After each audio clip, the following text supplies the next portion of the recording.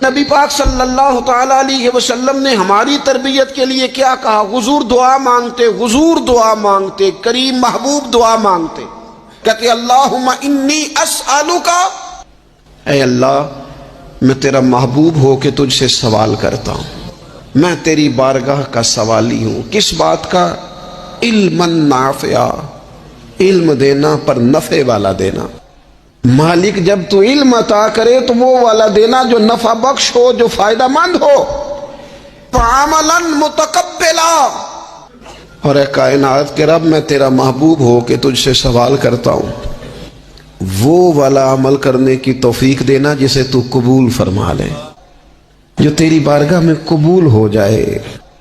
ورزقاً طیبا، مالک رزق ضرور عطا فرما پر دینا پاکیزہ، طیب، طاہر، صاف ستھرا۔